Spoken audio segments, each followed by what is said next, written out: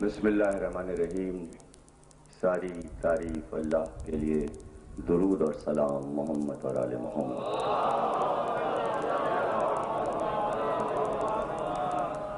ہجری 1420 کے شہ محرم کی شاہ نجف میں 8ویں مجلس آپ حضرات سماعت فرما رہے ہیں.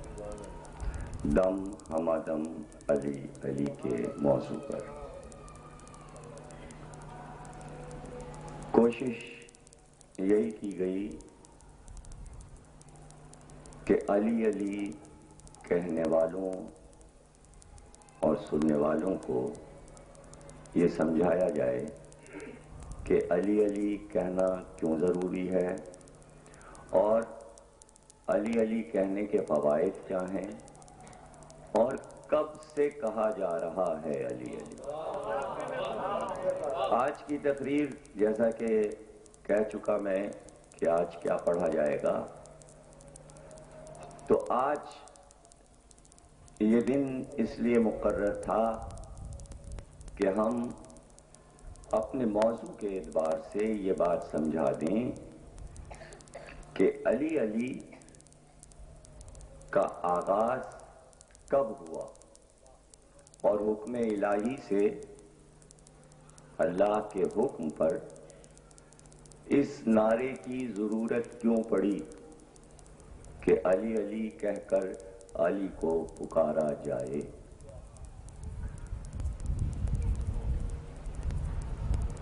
جیسا کہ اکثر سننے میں آپ کے بھی یہ بات آتی ہوگی اور ہم کو تو بہت ہی سننا پڑتا ہے اس مسئلے کو کہ جی 1400 برس ہو گئے، کب تک خیبر پڑھتے رہیے گا. یہ ایک نعرہ ہے کہ خیبر سنتے سنتے ہم پریشان ہو گئے، ابھی تک خیبر ہی نہ فتح ہوا. تو بات یہ صحیح ہے کہ اب تک خیبر نہیں فتح ہوا، خیبر نہیں فتح ہوا. خیبر فتح کرنے والا خیبر فتح کر گیا، اس کے بعد آپ نے پھر خیبر یہودیوں کو واپس کر دیا. تو اب آپ 1400 برس سے آپ فتح کر رہے ہیں. علی کا خیبر فتح ہو چکا، مسلمانوں کا خیبر خطرے میں ہے. وہ کریں فتح، جس طرح چاہیں فتح کریں، لیکن یہ یاد رہے کہ خیبر فتح ہوتا ہے علی علی کہنے سے. اسے چھوڑ دیا تو کوئی خیبر فتح نہ ہوگا. اللہ بھلا کرے ڈاکٹر علامہ اقبال کا کہ ایک ایسی فتح کی بات کہہ گئے کہ میں سمجھتا ہوں اس کو اگر میں اس موقع پر کہوں تو یہ ریسرچ کا مقالے کا موضوع بن سکتا ہے. یہودیوں کے قلعہ خیبر کی بات نہیں، اقبال کہہ رہے ہیں کہ میرا دل یہودی ہے، میں اپنے دل کے خیبر کو فتح کرنا چاہتا ہوں علی علی کہہ کر. جن جن کے دل یہودی ہیں کم از کم وہ تو اس علی علی سے فائدہ اٹھائیں. اور اگر اقبال نے کہا ہے تو یہ ان کے خواب کی بات آپ کے لیے ہو تو ہو، لیکن تعبیر سامنے ہے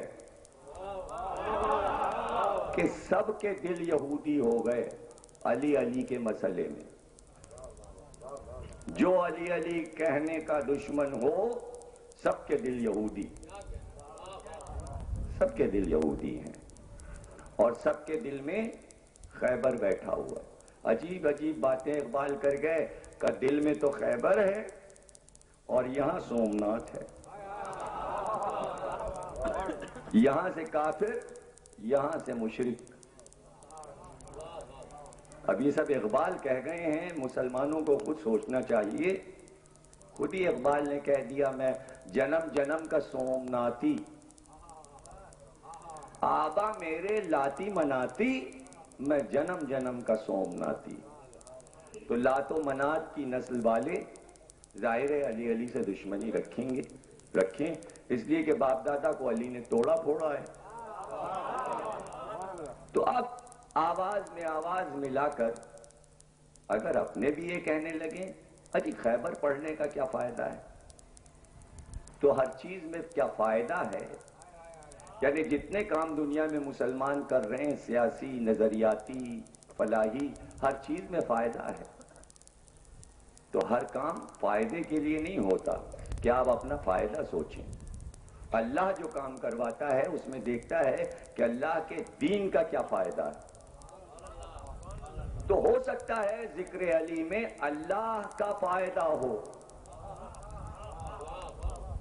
اب یہ اللہ کا فائدہ نقصان میرے تو سمجھ میں نہیں آیا کہ اللہ نے کیوں اعلان کیا کہ تم خسارے میں ہو۔ اگر بندے خسارے میں تھے تو اللہ کو اعلان کرنے کی کیا ضرورت تھی؟ ہونے دیجئے خسارے میں۔ پتہ چلا بندوں کا خسارہ اللہ کا خسارہ ہے، ورنہ کیوں کہتا کہ اِلَّا الَّذِينَ آمَنُوا وَعَمِلُوا الصَّالِحَاتِ وَتَوَاصَوْا بِالْحَقِّ وَتَوَاصَوْا بِالصَّبْرِ، یعنی اس طرف آ جاؤ اللہ کے دین کی طرف، تب فائدے میں رہو گے، ورنہ وقت عصر کی قسم تم سب خسارے میں، ساری انسانیت گھاٹے میں ہے، نقصان میں ہے۔ تو علی علی کا نعرہ خسارے سے نکالتا ہے انسانوں کو۔ یہ جتنے آپ کے مسائل ہیں، اصل میں مسئلہ یہ آ جاتا ہے کہ انسانوں کے مسائل کی وجہ سے اللہ میاں بھی بندوں کی صف میں نظر آنے لگتے ہیں۔ بھائی جب یہ مسئلے سب توحید کے حل کیے جاتے ہیں تو ہر چیز میں اللہ میاں انوالو ہو جاتے ہیں۔ آپ لاکھ ان کو الگ رکھیں، اللہ کے لیے یہ کام کر رہے ہیں، ہم اللہ کے لیے یہ کام کر رہے ہیں، فی سبیل اللہ، فی سبیل اللہ۔ اور ہر ایک کا اپنا الگ الگ نظریہ ہے، ہر ایک کا اللہ الگ الگ۔ جتنے رنگ کے چاہیے آپ اللہ لے لیجئے۔ 72 73 فرقے ہیں، سب کی کتابیں اللہ پہ پڑھ لیجئے، سب کا اللہ الگ الگ، حالانکہ کہتے ہیں سب کا اللہ ایک ہے۔ ایک نعرہ لگتا ہے اللہ ایک، نبی ایک، کتاب ایک، گھر ایک، لیکن جو نظریہ آپ اللہ، کتاب، نبی اور گھر کے بارے میں پیش کرتے ہیں وہ 72 رنگ کے نظریات ہیں۔ بس کمال یہ ہے جناب، جملہ آپ کے کام کا یہ ہے کہ علی ایک رنگ کا، علی 72 طریقے کے نہیں ہیں، علی 72 طریقے کے نہیں۔ بہت کوشش کی کہ نمبرنگ میں کچھ گڑبڑ ہو تو بہت سے علی نظر آنے لگے، لیکن جدھر سے دیکھو علی پہلا ہی نظر آتا ہے، پہلا نظر آتا ہے۔ آپ کہیں گے یہ آج بڑی عجیب بات آپ نے کہی کہ کہیں سے چوتھے نظر آتے ہیں تو پہلے کیسے نظر آ رہے ہیں؟ آپ خود غور کر لیجئے کہ علی پہلے نظر آ رہے ہیں، آپ خود دیکھ لیجئے۔ ایک نظریہ دیا ایسے ایسے ایسے ایسے دین چلے گا، کچھ اور ہوا ایسے چلے گا، کچھ اور ہوا ایسے چلے گا۔ علی آئے تو معاملہ ہی ٹھپ ہو گیا، خلافت کا اعلان ہو گیا، بس یہ آخری خلیفہ ہے۔ تو اب جو آخری ہوگا فقہ اس کی چلے گی، دین اس کا چلے گا، اس لیے کہ علی کی حکومت کو منسوخ کرنے کے لیے کوئی مائی کا لال نہیں آیا۔ تو اب پیچھے کی طرف کیسے جائیں گے آپ؟ جو علی نے کہا ہے وہ ہوگا اب قیامت تک، ورنہ پھر پانچواں لاتے۔ یہی کوشش ہمارے ملک میں ہو رہی ہے کہ علی کے بعد کسی پانچویں کو لائیں، تو آپ کے لانے سے کیا ہوتا ہے؟ جب مدینے کے مسلمان نہیں لائے مدینے میں اس کو، تو آپ کہاں سے لا رہے ہیں؟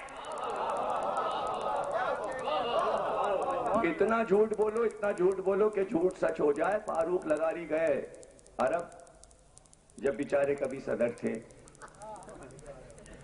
اتفاق یہ ہے کہ زیادہ تر صدر جتنے بھی بنے ہیں پاکستان کے، سب کی آنکھوں میں کوئی نہ کوئی عیب تھا۔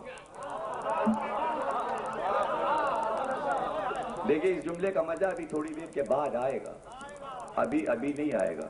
ذرا سا غور کیجئے، جتنے لطیفے مشہور ہوئے ہیں ہر صدر کے لیے آنکھوں کے بارے میں، اب سب لطیفے آپ کو یاد آ رہے ہوں گے، بھائی پتن کو بہت لطیفے یاد ہیں، تو ہو سکتا ہے ان کو یاد ہوں، آپ ان سے پوچھئے گا۔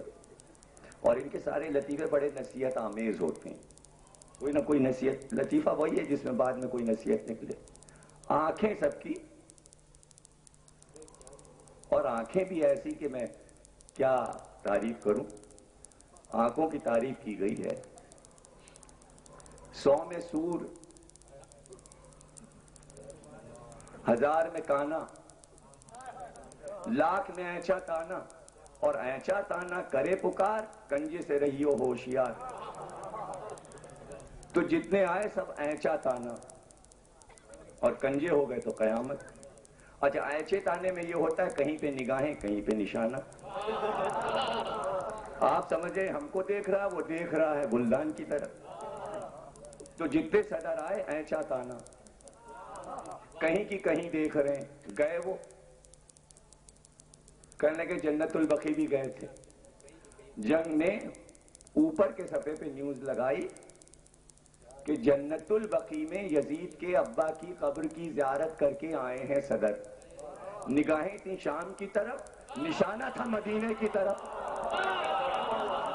ارے بھائی کٹنگ میں نے رکھی ہوئی ہے دکھانے کے لیے، کہاں قبر کہاں دکھائی یا ان کو دکھائی دی، تو کم از کم جنگ تو ایچا تانا نہیں تھا۔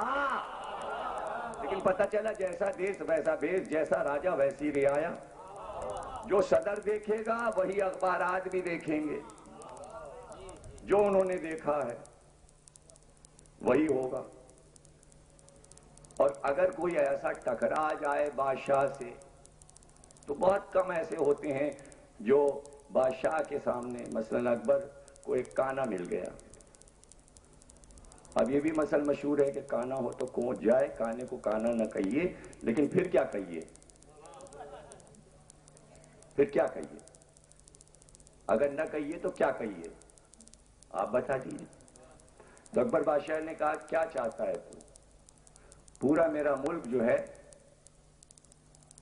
وہ کانا ہو جائے یا تیری آنکھ اچھی ہو جائے، کیا خواہش ہے اس کی۔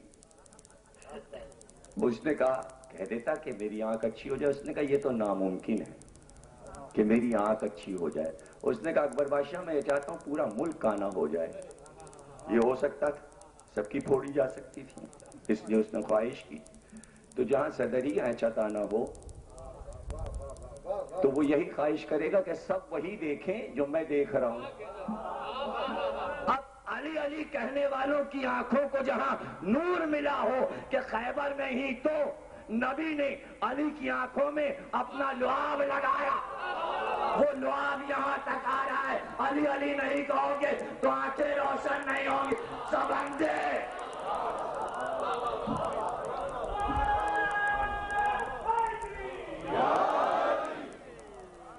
سب اندھے۔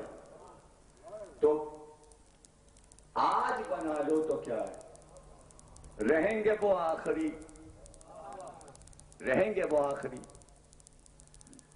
اور اس کے بعد امامت کا دور شروع ہوا علی کے بعد، تو پہلے امام بھی علی، پھر اس کے بعد امام ابو حنیفہ آئے، امام حنبل آئے، امام مالک آئے، امام شافعی آئے، لیکن پہلے تو علی رہیں گے۔ تو میں نے غلط کہا کہ علی ایک ہے، جس رخ سے بھی آپ دیکھیں گے علی ایک ہے۔ جب علی ایک ہے تو علی نہیں بدل سکتا۔ اور یہ جملہ میں کہا کرتا ہوں کہ ایک ہندو بخاری اور مسلم پڑھ کر رنگیلا رسول لکھ دے، اور سلمان رشدی اس دور میں حضور کے خلاف کتاب لکھ دے، 14 صدیوں میں کوئی یہودی، کوئی عیسائی، کوئی ہندو، کوئی کافر، کوئی مسلمان رنگیلا علی نہیں لکھ سکا۔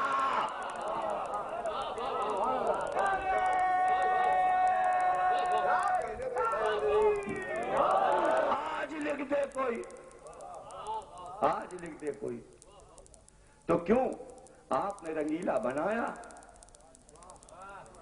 تو اس نے کہا ہم نے تمہاری کتابوں سے لیا ہے، ہم نے یوں سیرت علی کو محفوظ رکھا کہ جہاں بار بار علی کی لڑائیاں پڑھ کر یہ بتایا کہ اتنا بہادر جس کی عمر گزر گئی گھوڑے کی پشت پر تلوار چلاتے ہوئے، اسے اتنی فرصت کہاں تھی کہ وہ رنگیلا بن سکتا اور تم کچھ لکھ سکتے؟ یا عبادتیں یا اسلام کے لیے تگ و دو اور مشقتیں اور ریاضتیں اور میدان جنگ میں لڑنا۔ پہلے یہ تو سوچو 87 لڑائیاں لڑنے والا علی، 10 برس میں 87 لڑائیاں علی نے فتح کیسے کی؟ 2 لڑائیاں تم نے لڑی تو تمہارے دم نکل گئے، آج تک تو نقصان پورا نہیں ہوا۔ علی نے 87 لڑ کر ایک ایک سے یہ کہلوایا کہ خیبر کے بعد کھجوریں پیٹ بھر کے کھائیں۔ ہر لڑائی کے بعد نقصان ہوتا ہے، علی کی ہر لڑائی کے بعد اسلام کا فائدہ ہوا۔ یوں لڑے کہ شکست کا نام نہ تھا۔ کوئی یہی بتا دے کہ بدر سے حنین تک کوئی میدان رسول ہار گئے؟ کوئی بتا دے؟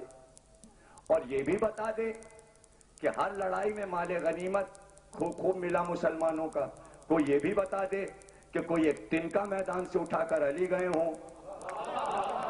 لڑے، پہلوان کو مارے اور منہ موڑ کر میدان سے خالی ہاتھ چلا جائے، ایسا کوئی غازی تو اسلام میں ہو؟ علی نے بتایا غازی اور ہوتا ہے، لٹیرا اور ہوتا ہے۔ اس لیے علی کی جنگیں پڑھنا ضروری ہیں کہ تاکہ علی کے اصول پتہ چلیں۔ خامہ خواہ آپ خیبر کی باتیں کرتے کہ خیبر کیوں پڑھ رہے ہیں، خیبر کیوں پڑھ رہے ہیں؟ ارے اگر خیبر نہیں پڑھیں گے تو علی کے جنگی اصول جو امن کے لیے تھے وہ آپ کو پتہ کیسے چلیں گے؟ خیبر کا میدان ہی تو امن کا میدان ہے، امن کا میدان ہے۔ ہم نے تو نہیں دیکھا کہ کوئی لڑائی فتح ہوئی ہو اور خود جس زمین پہ قبضہ کیا ہو فاتح نے، وہیں کے لوگ اپنی زمینیں، اپنے باغات، اپنے جواہرات تحفے میں دے دیں۔ کوئی ایک لڑائی دکھا دو۔ یہ واحد خیبر کی لڑائی ہے کہ یہودیوں نے پورا فتح اٹھا کر پوری جاگیر تحفے میں دے دیا نبی کو۔ پتہ ہے آپ کو کیوں دیا؟ فاتح خیبر کو دیکھنے کی خوشی میں۔ ابھی تفصیل بھی ہم آپ کو سمجھا دیں گے اور بتا دیں گے، لیکن اس حد تک یہاں تک ہم پہنچے تو ذہن میں یہ بات رکھیے گا کہ یہ امام باڑے، یہ عزاخانے جہاں آپ 2.25 مہینے آرام سے بیٹھ کر تقریر سنتے ہیں، اس کی بنیاد رکھنے والے کتنے بڑے لوگ تھے کہ اتنی بڑی بڑی جگہیں ماشاءاللہ سے یہ ہمیں مل جاتی ہیں کہ ہم کسی کا حال کرائے پہ نہیں لیتے۔ کتنے محتاج ہیں لوگ، سڑکیں روکنا، گلیاں روکنا، گھر کے سامنے ٹینٹ لگانا، پارکوں پہ قبضے کرنا، ہمیں یہ سب نہیں آتا۔ ہم جہاں جاتے ہیں پہلے ایسی عمارت بنا لیتے ہیں، چاہے امریکہ ہو یا لندن، تاکہ جہاں سکون سے بیٹھ کر ہم علی علی تو کر سکیں، دنیا سے کیا مطلب۔ تو وہ تو زمانے بڑے بڑے تھے کہ آصف الدولہ نے قحط کو دیکھ کر کہ شرفا مانگیں گے تو نہیں، تو کہا کہ بھئی دن میں مزدور بنائیں امام باڑہ اور رات کو شرفا آ کے گرا دیں، مزدوری دونوں کو ملے گی۔ منہ چھپا کے شرفا آتے، دیوار گرا جاتے، ان کو گرانے کی مزدوری ملتی، بنانے والوں کو بنانے کی مزدوری ملتی۔ جب تک قحط رہا یہی ہوتا رہا، جب قحط ختم ہوا تو امام باڑہ بن گیا۔ پتہ چلا امام باڑے قحط کو دور کرتے ہیں، قحط کو دور کرتے ہیں۔ یہ شاہ نجف کا روضہ اتنا خوبصورت آپ دیکھتے ہیں، اس کے سائے میں بیٹھ کے آپ سنتے ہیں تو ان ٹرسٹیز کی کتنی محنت ہوگی اس خوبصورت روضے کو بنانے کے لیے۔ اور اللہ میاں کا گھر ابھی باقی ہے بننے کو، پہلے بنا تھا، اب چونکہ روضہ اتنا شاندار بن گیا تو اب وہ مسجد جو ہے وہ اس سے کم نظر آنے لگی۔ تو کیا یہ اچھا لگے گا ہم کو؟ یا یہ الزام کہ مسجد تو ایسی غریبوں جیسی، اور دیکھیے یہ دیکھیے علی کو اللہ مانتے ہیں تبھی تو علی کا روضہ عمدہ بنایا ہے اور مسجد ایسی بنائی، اللہ میاں کا گھر ایسے ہی پڑا ہوا ہے۔ ٹرسٹی پریشان ہے کہیں ان کو یہ الزام نہ لگ جائے کہ علی کا روضہ اتنا عمدہ اور اللہ میاں کا گھر یوں ہی پڑا ہوا ہے۔ تو یہ اس فکر میں ہے کہ اس روضے کے سامنے اللہ کا گھر بھی اتنا ہی شاندار بلکہ ذرا اس سے اونچا بنے۔ تو انشاءاللہ کیسے؟ جب تک آپ لوگ نہیں چاہیں گے۔ انشاءاللہ کہنے سے کیا ہوتا ہے؟ اللہ چاہے کیا؟ اللہ تو چاہتا ہی کہ میرا گھر بنے، لیکن وہ چاہ رہا ہے بندے حصہ لیں میرے گھر کی تعمیر میں، اور یہ آپ کو کرنا ہے۔ جب بھی آئیں یہاں امام باڑے میں تو ایک آدھ کچھ ڈال لیا کیجئے اور ڈال کے چلے جایا کیجئے اللہ میاں کے نام پہ فی سبیل اللہ، اور اس کو بہت خوبصورتی سے کریں۔ اور آپ کے ہی دم سے شہر کے امام باڑے آباد ہیں، آپ کی محبتوں سے بہت سے ایسے افراد ہیں کہ جو باہر ہیں اور اللہ نے ان کو بہت دیا ہے، تو وہ اپنے تصورات کو اس بارگاہ میں اس طرح پیش کریں کہ مولا کہتے ہیں کہ جو ہماری درگاہ میں 1 درہم دیتا ہے ہم اس کے بدلے میں 10 دیتے ہیں۔ اگر یہ آزمانا ہے حدیث تو 1 دے کے دیکھیے کہ 10 ملے کہ نہیں، اور جب 10 مل جائیں تو پھر اس میں سے 1 دے دیجئے، ہر بار 1 دیتے جائیں گے، ہر بار 10 ملتے جائیں گے، اس طرح اللہ میاں کا گھر تعمیر ہو جائے گا۔ صلوات پڑھیے گا۔ 7 ہجری میں خیبر کی لڑائی ہوئی۔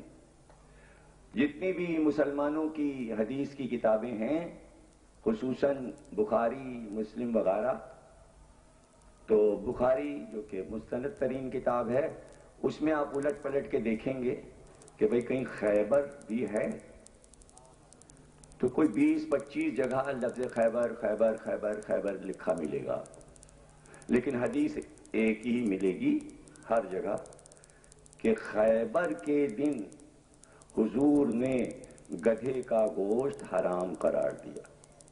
بس خیبر کا اتنا تذکرہ ہے صحیح بخاری میں کہ خیبر کے دن جب سب مسلمان پہنچے تو گدھے کا گوشت حرام ہو گیا، گدھے کا گوشت حرام ہو گیا۔ ایک جگہ نہیں، جگہ جگہ۔ اب کیوں بھائی کیوں ہو گیا؟ پتہ یہ چلا کہ جب مسلمان خیبر کے میدان میں پہنچے جنگ کے لیے تو یہودی بھاگ لیے تھے۔ پہلے ہی قلعوں کے اندر 7 قلعے تھے، سب سے اونچا قلعہ قلعہ قموس تھا، اوپر پہاڑیوں پہ سارے قلعے بنے تھے، اتنے مضبوط قلعے برسوں سے انہوں نے بنائے ہوئے تھے۔ انہیں معلوم تھا کہ ہمیں ایک دن مقابلہ کرنا ہے مسلمانوں کے نبی سے، تو انہوں نے اپنے قلعوں میں سب کچھ بھر لیا تھا، کھانا پینا، برسوں کا سامان، لباس اور جواہرات اور دولت اور سونا 7 قلعوں میں بھرا ہوا تھا۔ جب پتہ چلا کہ حضور لشکر لے کر آ رہے ہیں تو سارے یہودی قلعوں میں بند ہو گئے، مضبوط دروازے انہوں نے بنائے تھے، دروازے بند کر دیے گئے اور سب اندر۔ لیکن جلدی میں جب بھاگے تو سارے یہودی گدھے پالنے کے شوقین تھے، گدھوں پہ بیٹھتے تھے، پسندیدہ سواری تھی۔ گدھا ہر نبی کی پسندیدہ سواری رہا ہے۔ حضرت داؤد کا گدھا مشہور ہے، حضرت موسیٰ کا گدھا مشہور ہے، حضرت دانیال کا گدھا مشہور ہے، حضرت عیسیٰ کا گدھا مشہور ہے۔ کہنے کا مطلب یہ کہ ہر نبی کے ساتھ گدھے رہے ہیں۔ اس میں واہ کی کیا بات ہے؟ میرے سمجھ میں نہیں ہے بھائی، سواری تھی۔ یہ تو ہمارے حضور تھے کہ پہلی بار گھوڑے کی سواری کو عزت دار سواری قرار دیا اور کہا گدھے ہمارے ساتھ نہیں چلیں گے، گھوڑے چلیں گے۔ اونٹ چلے، گھوڑے چلیں۔ ایک سے ایک گھوڑے حضور پسند کر کر کے خریدا کرتے تھے، اور کہیں نہیں ملتا کہ کوئی گدھا حضور نے کبھی خریدا ہو یا بیٹھے ہوں، ہمیں نہیں ملتا کہ حضور نے کبھی اس پہ سواری کی ہو۔ تو توریت میں، انجیل میں، زبور میں ان سواریوں کا ذکر آیا، قرآن نے بھی ذکر کیا ہے گدھے کا، لیکن ان معنوں میں کہ تمہارے لیے ہم نے گدھے پیدا کیا تاکہ تم ان پہ سامان لادو، سامان لادنے کے لیے۔ یہ ذکر قرآن کی کئی آیات میں آیا ہے، اور ایک جگہ یہودی علماء کے لیے آیا ہے کہ یہودی علماء کی مثال ایسی ہے جیسے گدھے پر کتابیں لاد دو. ایک جگہ یہ ہے قرآن میں، یہی 2-4 جگہ گدھوں کا ذکر ہے. پھر پوری تقریر ہے میری گدھے کی سرگزشت قرآن میں. میری ایک مجلس ہے، کبھی سننا چاہیں تو کیسٹ میں سنیں آپ، تو آپ کو اندازہ ہو. لیکن آج خیبر کے گدھوں کا ذکر ہے. وہ جلدی میں اپنے گدھے چھوڑ گئے. مسلمان جیسے ہی پہنچے اور خیمے لگائے تو پہلا کام یہ کیا کہ سارے یہودیوں کے گدھے پکڑ لیے، اور گدھے پکڑ کے سب نے گدھے حلال کیے اور گوشت بنایا. کیا کیا بنا ہوگا اب یہ آپ جانیے. کسی نے قیمہ بنایا ہوگا، کسی نے پسندے، کسی نے بوٹیاں، کسی نے تکے، کوئی کلیجی لے گیا ہوگا، کوئی بھیجا، کوئی کلے پائے. ابھی جتنی قسمیں ہو سکتی ہیں سالنوں کی اس طرح سے بنا ہوگا. ہانڈیاں چڑھ گئیں. اب یہ سب بخاری سے پڑھ رہا ہوں میں، اور کہیں سے نہیں پڑھ رہا ہوں، بخاری شریف سے پڑھ رہا ہوں. ہانڈیاں چڑھ گئیں. ایسے میں آیت اتری اور رسول اللہ سے کہا گیا، اللہ میاں نے کہا کہ جبریل امین جلدی جا کے کہو کہ آج ہم نے مسلمانوں پر گدھے کا گوشت حرام قرار دے دیا. سارے مسلمان دوڑے آئے، کہنے حضور تکے بنا لیے ہیں، بوٹیاں بنا لی ہیں. مطلب یہ کہ کچھ دیر کے لیے آیت روک دیجئے. نہیں آپ دیکھیے نہیں، آپ یہ صحیح بخاری ہے. اے حضور اتنی محنت سے پسندے بنے ہیں، قیمہ بنا ہے، شامی کباب پکنے جا رہے ہیں، سب تیاری ہو گئی ہے، اب گوشت تیار ہونے ہی والا ہے. کسی نے قورمہ پکایا ہے، کسی نے قلیہ پکایا ہے، اب تو بس کھانے کی دیر ہے. صحیح بخاری. حضور نے کہا ہانڈیاں تیار ہو گئی. کہاں؟ کہا الٹ دو. بھائی توجہ کیجئے گا، بخاری ہے. ہانڈیاں جا کے الٹ دو. کچھ اصحاب کو بلایا کہ اگر ہانڈیاں نہ پلٹیں تو جوتوں سے ٹھوکر مار مار کے ہانڈیاں پھینک دو چولہوں پر سے. اب کیا سین ہوگا، سب کی ہانڈیاں پک رہی ہیں چولہوں پہ اور فٹ بال کی طرح ہانڈیاں پھینکی جا رہی ہیں. حکم آ گیا. کچھ لوگ بھاگے ہوئے آئے، کہنے حضور ہمارا سالن تو پہلے ہی پک گیا تھا. کہا تو پھر؟ کہا ہم لوگوں نے تو کھا لیا. کہا حلق میں انگلیاں ڈال ڈال کے نکالو. صحیح بخاری. میرے سمجھ میں نہیں آیا یہ گدھے کا گوشت. مطلب یہ تھا، غور نہیں کیا آپ نے، کہ خیبر کو چھپایا گدھے کے گوشت میں.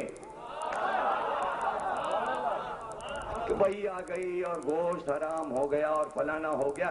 یعنی کے مسئلے میں خیبر کو چھپا دو.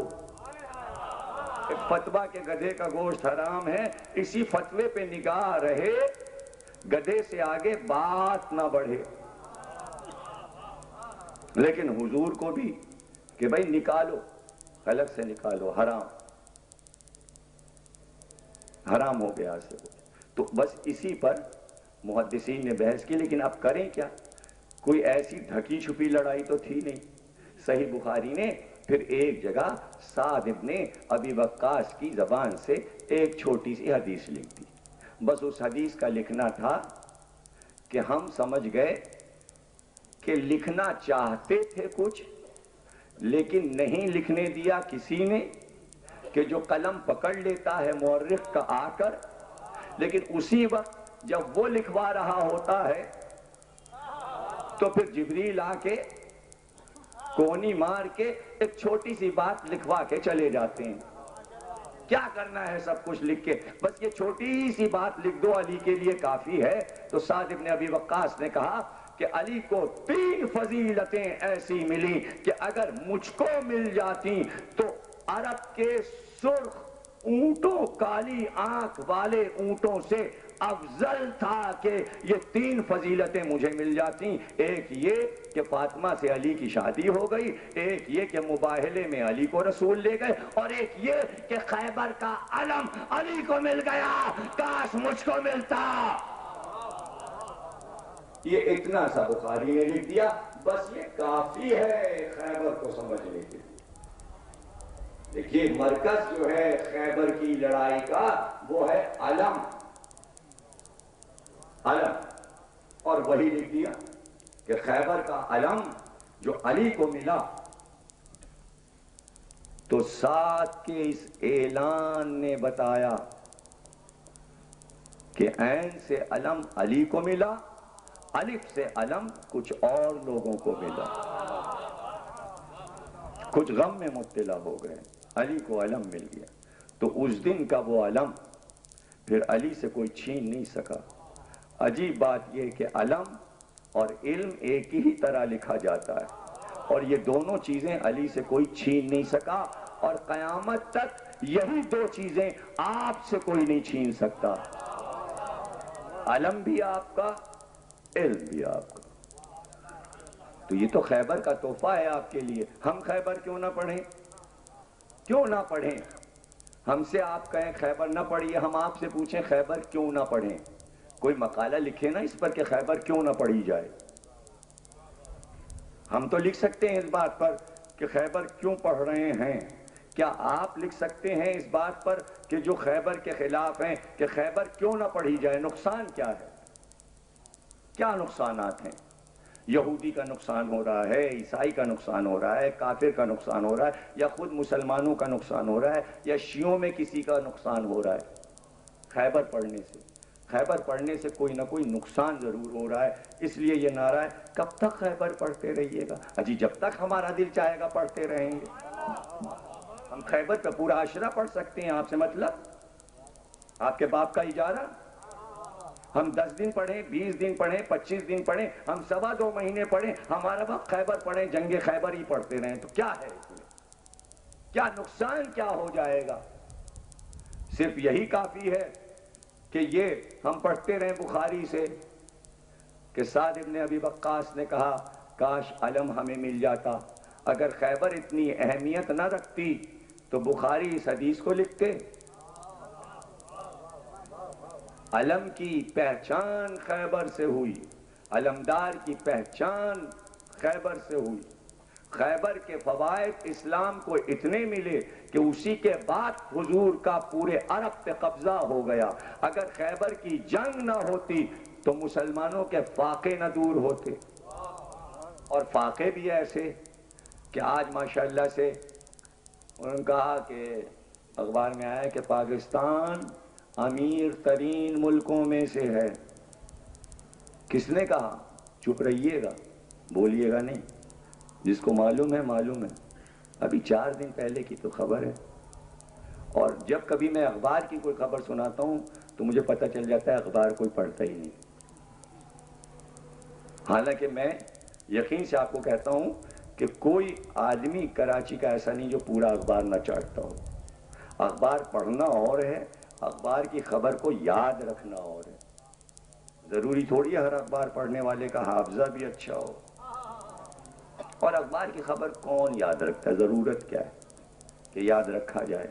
امیر ترین ملک ہے، تو امیر ترین ملک کے رہنے والے تصور بھی نہیں کر سکتے کہ کیسے فاقے ابتدا میں مسلمان کیا کرتے تھے۔ جب تک کہ حدیثیں نہ ہوں ہم آپ کو کیسے سمجھائیں؟ حضرت ابو ہریرہ کہتے ہیں کہ جعفر طیار امیر ترین آدمی تھے، حضور کے سگے چچزاد بھائی، علی کے سگے بھائی، بڑے بھائی، بہت امیر آدمی تھے، اور جب ہم بھوکے ہوتے تھے تو جعفر طیار کے پاس ہی جاتے تھے، اور زیادہ تر اس لیے جاتے تھے جعفر کے پاس کہ جعفر کے پاس شہد کا بڑا ذخیرہ تھا، اور ہم لوگ شہد کے عاشق تھے، تو شہد اچھا اصلی انہی کے پاس ملتا تھا۔ ان کے پاس مشکیں بھری ہوئی تھی شہد کی، تو وہ جب ہم لوگ پہنچتے تو وہ مشکوں کا دہانہ کھول دیتے، ہم لوگ چلو سے شہد پیتے تھے۔ 1 چمچہ پینا مشکل ہے آج کل، وہ چلو سے پیتے تھے۔ اچھا چلیے، چلو سے پینا غنیمت ہے، یہ بھی بخاری اور مسلم سے پڑھ رہا ہوں، کہیں اور سے نہیں پڑھ رہا ہوں۔ چلو سے پینا غنیمت ہے، کہتے ہیں کہ یہاں تک کہ مشق ختم ہو جاتی تو جعفر دیکھتے کہ ابھی یہ سیر نہیں ہوئے شہد سے، تو جعفر طیار یہ کرتے کہ خنجر نکال کر مشق کو چاک کر کے بچھا دیتے زمین پہ، تو ہم لوگ لیٹ کے مشق کو چاٹتے زبانوں سے، اور چاٹ کے بالکل صاف کر دیتے۔ ہائے ہائے، خیبر کے بعد یہ دور ہوا افلاس۔ یہی فائدہ ہے خیبر پڑھنے کا کہ خیبر مسلمانوں کو امیر بناتا ہے۔ ایک خیبر نے پوری امت کو امیر بنا دیا. اگر 1400 برس میں 4-5 اور لڑ لیتے تو امریکہ سے زیادہ امیر ہوتے مسلمان یا نہ ہوتے؟ ہو سکتے تھے. چونکہ خیبر لڑی ہی نہیں کوئی اور لڑنے کی ضرورت ہی نہیں تھی، اس لیے کہ ہمیشہ خیبر کو بھلانے کی کوشش کی. اس لیے بھلانے کی کوشش کی کہ رسول یہ چاہتے تھے کہ اور لوگ خیبر کو فتح کریں، لیکن مقدر میں تھا کہ خیبر علی فتح کریں. رسول تو یہ چاہتے تھے کہ بھائی تم یہ سوچا کرتے ہو کہ ساری حدیثیں علی کے لیے، تو موقع تو دو کہ ہم کوئی حدیث تمہارے لیے بھی بیان کریں. اس لیے ہو سکتا ہے حضور نے کہا ہو یہ علم لو اور جاؤ، یہ علم لو اور جاؤ، یہ علم لو اور جاؤ. تو چلے تو گئے، چلے تو گئے، لیکن خیبر کا دروازہ، اللہ اکبر. آپ بھول جائیں خیبر، ہم بھول جائیں، مسلمان بھول جائیں، لیکن اردو ادب کے، فارسی کے، عربی کے شعراء کسی صنف میں خیبر کو نہیں بھولتے. غزل ہو، مثنوی ہو، مرثیہ ہو، رباعی ہو، قطع ہو، کوئی بھی صنف ہو، قصیدہ ہو، خیبر کو نہیں بھولتے. غالب نے غزل میں خیبر کو یاد کیا اور اتنی مشہور ان کی غزل ہے کہ آپ حیران ہو جائیں گے. کہتے ہیں کہ دھمکی میں مر گیا جو نواب نبرد تھا. اب خیبر میں کیا کیا خاص چیزیں ہیں آپ کو معلوم ہے؟ خیبر میں ایک خاص چیز ہے دروازہ. خیبر میں ایک خاص چیز اور ہے، کل علم مرد کو دیں گے. لفظ مرد خیبر کی خاص چیز ہے. رجل، ہم علم دیں گے مرد کو، رجل کو. رجل مانے مرد. اور ایک چیز ہے دروازہ، اور تیسری چیز ہے دھمکی میں مر جانا. تینوں چیزوں کو ملا لیجئے خیبر سمجھ میں آ جائے گا. محدث دہلوی نے، طبری نے، سب نے جو تفصیل خیبر کی لکھی وہ یہی لکھا کہ علم لے کر جانے والے جاتے رہے.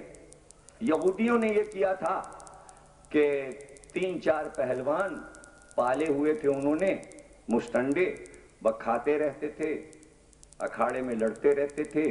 تیاری ہو رہی تھی کہ جب حملہ ہوگا مسلمانوں کا تو یہ چاروں کام آئیں گے. وہ چاروں سگے بھائی تھے اور خوب ان کو تیار کیا گیا تھا دمبوں کی طرح. سب سے بڑا حارث تھا، اس کے بعد مرہب تھا، پھر انتر تھا، پھر یاسر تھا. 4 بھائی تھے اور چاروں خوب مضبوط پہلوان تھے، فاتح. تو اس میں جو سب سے بڑا حارث تھا اس کو یہودیوں نے کہا تھا کہ جو خندق ہم نے قلعوں کے سامنے کھودی ہے، تم بس خندق کے اس طرف، جدھر خندق کے اس پار نبی کا لشکر ہے، مسلمانوں کا لشکر ہے، تم ادھر بس ٹہلتے رہو ایک گرز لے کر. سنا یہ ہے کہ 3 من کا گرز تھا اس کا، حارث کا. وہ گرز کو بس ایسے گھماتا رہتا تھا. اس نے ایک بار یوں کیا، گرز کو گھما دیا، بس اس کے گرز کے گھومنے کو دیکھ کر سب گھوم جاتے تھے. یعنی حارث کی ایک دھمکی پر 39 دن صرف دھمکی پر آنا جانا لگا رہا. اس منزل سے میں جلدی گزر جانا چاہ رہا ہوں، یہاں پہ رکوں گا تو پھر آپ اسی کا لطف لیتے رہیں گے، ہمیں منزل تک پہنچنا ہے. یہ آنا جانا لگا رہا. تو غالب نے 3 چیزیں جو خیبر کی خاص ہیں، ایک قلعہ خیبر کا دروازہ، باب، ایک لفظ مرد، ایک دھمکی، 3 چیزوں سے غزل کا ایک شعر کہا. دھمکی میں مر گیا جو نواب نبرد تھا، جو دروازہ توڑنے کی خو ہی نہیں رکھتا تھا وہ ایک دھمکی میں مر گیا. دھمکی میں مر گیا جو نواب نبرد تھا. عشق نبرد پیشہ طلبگار مرد تھا. عشق نبرد پیشہ یعنی عشق کا میدان خیبر عشق ہے. خیبر عشق الہی ہے، خیبر عشق محمد ہے، جسے عشق حقیقی ہوگا وہی مرد ہوگا، وہی خیبر کا قلعہ توڑے گا، وہی دروازہ توڑے گا، وہی میدان فتح کرے گا، یہ غالب کہہ رہے ہیں، اور وہ بھی غزل میں یعنی اشارہ کر رہے ہیں۔ اب جناب علی خوشی سب کو یہ تھی کہ یہ بہت اچھا ہوا کہ علی نہیں آئے، علی نہیں آئے، سب یہ سمجھ رہے تھے یہ لڑائی ہم ہی فتح کریں گے، یہ لڑائی ہم ہی فتح کریں گے۔ 39 دن کے بعد جب 40ویں شب آئی تو اللہ نے جبریل امی کو بھیجا اور کہا اے میرے حبیب جب تک علی نہیں آئیں گے خیبر فتح نہیں ہوگا، اور اسی دن حدیث قدسی بن کر آپ جو نعت علی پڑھتے ہیں وہ نازل ہوئی، کہیے نعت علی مظہر العجائب، اور آخر میں آپ پکارتے ہیں علی علی بے علی بے علی۔ تو پہلا خیبر کا میدان ہے جس میں اللہ نے اپنے نبی سے علی علی کا نعرہ لگوایا۔ خیبر اس لیے پڑھ رہا ہوں کہ دم ہمادم علی علی کا آغاز خیبر کے میدان سے ہوا، اور حکم اللہ سے نبی نے سب سے پہلے یہ نعرہ لگایا علی علی علی علی، اور جیسے ہی نبی نے خیبر کے میدان میں کہا علی علی علی، تو علی نماز پڑھنے جا رہے تھے وضو کر کے، ہاتھوں سے وضو کا پانی ٹپک رہا تھا کہ ایک بار مڑ کر خیبر سے کہا گھوڑا لا، تلوار لا۔ قمبر نے پوچھا کیوں؟ کہ خیبر کے میدان میں نبی نے پکارا۔ اب کہاں مدینہ 90 میل دور اور کہاں خیبر کا میدان، علی کہہ رہے نبی نے پکارا ہے۔ گھوڑے پہ سوار ہوئے، کمر میں ذوالفقار حمائل کی، تو قمبر نے کہا مولا تنہا مجھے چھوڑ جائیں گے؟ کہ رکاب پکڑ لے، آنکھ بند کر لے، 1 سے 10 تک گنتی گنتا جا۔ جب اس نے 10 کہا علی نے کہا کہ کھول دے، تو خیبر کے میدان نے قمبر نے اپنے کو پایا، پرچم اسلام لہرا رہا تھا خیمہ نبی پر۔ لیکن وہ زمانہ تھا کہ آشوب چشم تھا علی کو۔ اب یہ آشوب چشم کا مسئلہ کہہ تو دیتے ہیں، پڑھتے رہے ہیں ذاکرین برسہ برس سے، جب خیبر پڑھا ہے تو علی کے آشوب چشم کو بھی پڑھا ہے۔ اپنے بچوں اور جوانوں کے لیے مسئلہ بھی حل کر دوں۔ آشوب چشم کیا ہے؟ آشوب چشم ہے آنکھوں کا سرخ ہو جانا، دھوپ میں نہیں نکل سکتا آدمی اگر آشوب چشم ہو، آنکھیں آئی ہوئی ہیں۔ یہ بچپن سے علی کو تھا، بچپن میں بھی تھا، اور کبھی ابو طالب کبھی فاطمہ بنت اسد آنکھ میں دوا ڈالتی تھی، تو یہ کوئی بیماری نہیں ہے آشوب چشم۔ میں سمجھا دوں آپ کو، جو زیادہ میٹھا کھائے گا اس کو آشوب چشم ہوگا، اس کی آنکھیں سرخ رہیں گی۔ علی بچپن سے میٹھا کھانے کے شوقین تھے، وہ اثر اب تک سادات میں آیا ہے۔ ادھر کھانا کھا چکا ہے جی، کچھ میٹھا بھی ہے، میٹھا شجرہ سادات کو بتاتا ہے، اور جس نے انکار کر دیا، آپ نے کہا جی شکر ٹھیک ہے، اجی بس ٹھیک ہے ہم کم پیتے ہیں، سمجھ جائیے شجرہ کیسا ہے۔ کبھی بھی علی والے کو شوگر ووگر نہیں ہوتی، یہ فیشن نکلا ہوا ہے کراچی میں، زیادہ شکر پیو گے شوگر ہو جائے گی۔ یہ کن لوگوں نے نکالا ہے بھائی؟ یہ نکالا ہے ڈاکٹروں نے تاکہ ہماری چلتی رہے اور شوگر والے آتے رہیں۔ جس کو نہیں بھی ہے اگر ایک بار کہہ دیجئے تمہیں شوگر ہو رہی ہے تو ہو جائے گی۔ شوگر کوئی بیماری نہیں ہے، شوگر کوئی بیماری نہیں ہے۔ جتنا زیادہ آپ میٹھا کھائیں گے اتنی ہی شوگر آپ کی بڑھتی رہے گی۔ یہ ڈھکوسلیں بیکار کی بات ہے کہ کراچی میں صاحب بڑی شوگر ہوتی، شوگر ووگر نہیں ہوتی، کچھ نہیں ہوتی۔ خوب شکر چائے میں بھی پیا کیجئے، کھیر بھی کھایا کیجئے، ہر میٹھی چیز کھایا کیجئے، دیکھیے شفا ہوگی آپ کو۔ میں وعدہ کرتا ہوں اگر یا علی کہہ کر شوگر والا کھیر کھا لے تو صحیح ہو جائے گا۔ سلام۔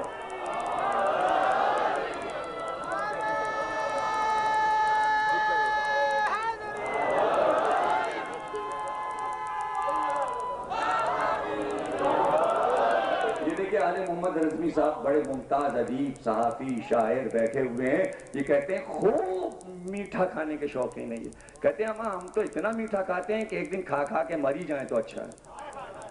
دیکھیں یہ شجرے کی پہچان ہے کہ میٹھے پہ قربان ہو جانا۔ کسی نے کہا تھا حضرت علی سے کیا کیا علم غیب رکھتے ہیں؟ علی نے کہا ہاں۔ کہنے اچھا بتائیے آج میں کیا کھاؤں گا؟ کہنے آج تم کھیر کھاؤ گے۔ کہنے میں نہیں کھاؤں گا، میں آپ کے قول کو غلط کروں گا۔ کہا جاؤ کر دو۔ اتفاق سے گھر آئے واپس، بی بی سے کہنے کہ بیگم کیا پکایا ہے؟ کہا ہے کھیر پکائی ہے۔ لعنت تم پہ، میں کھیر نہیں کھاؤں گا۔ باہر نکل گئے، اپنے کسی اور رشتہ دار کے یہاں گئے، وہم و گمان بھی نہیں تھا محلے کے اس پار۔ بھائی آج تمہارے یہاں کیا پکا ہے؟ کچھ بھوک لگی ہے؟ آواز آئی گھر میں سے آج تو ہمارے یہاں کھیر پکی ہے۔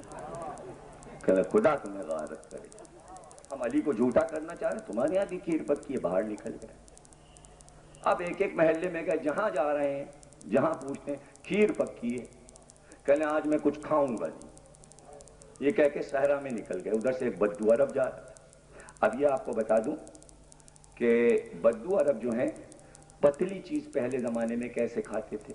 جیسے پھکنی آپ نے دیکھی ہوگی تو وہ بانس کی ایک لکڑی ہوتی تھی، پھکنی ٹائپ کی بڑی سی لکڑی ہوتی تھی، تو وہ ہانڈیوں میں یا مشک میں کوئی میٹھی چیز انہوں نے پکا لی، جیسے کھجور کی لسی عرب میں بڑی مقبول تھی۔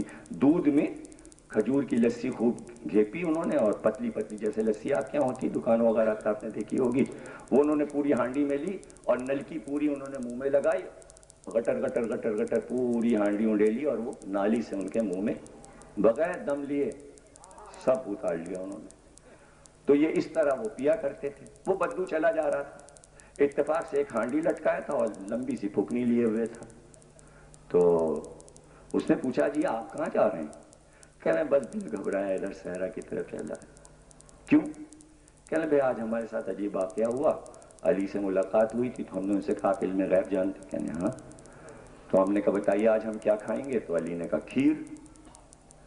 تو گھر میں گئے وہاں بھی کھیر پکی تھی، پڑوسی گئے وہاں بھی کھیر پکی تھی، رشتہ دار کیا گئے وہاں بھی کھیر پکی تھی۔ اچھا تمہارے پاس کچھ کھانے کو ہو تو دو، اب تو بھوک لگی۔ تو اس نے کہا ہمارے پاس کھیر کی ہانڈی ہے۔ صحرا میں گئے تھے بھاگ کے، تو ان کا بھائی کھیر تو ہم نہیں کھائیں گے۔ اس نے کہا کیا مولا علی نے کہا ہے کہ تم آج کھیر کھاؤ گے؟ کہنا ہاں۔ کہنا ارے میں علی علی والا ہوں، میں تو تمہیں کھلا کے رہوں گا۔ ایک بار لٹایا، منہ میں پھگنی لگائی اور پوری ہانڈیاں اتارنا شروع کی۔ کہا جب علی نے کہا ہے تو تم کھیر کھاؤ گے۔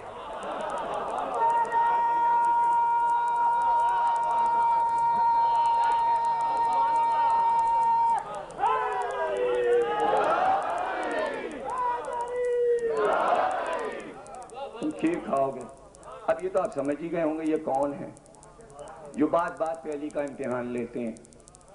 بات بات پہ علی کا امتحان، کبھی مردہ لے آئے، زندہ لے آئے، اس کو کرے نماز جنازہ پڑھاتے، کبھی ڈبیا میں چوٹی لے آئے کہ آپ سب کو رزق دیتے ہیں؟ کہنے ہاں۔ کہنے میرے جیب میں ایک مخلوق ہے، کیا اس کو بھی دیا ہے؟ کہاں اس کو بھی دیا ہے۔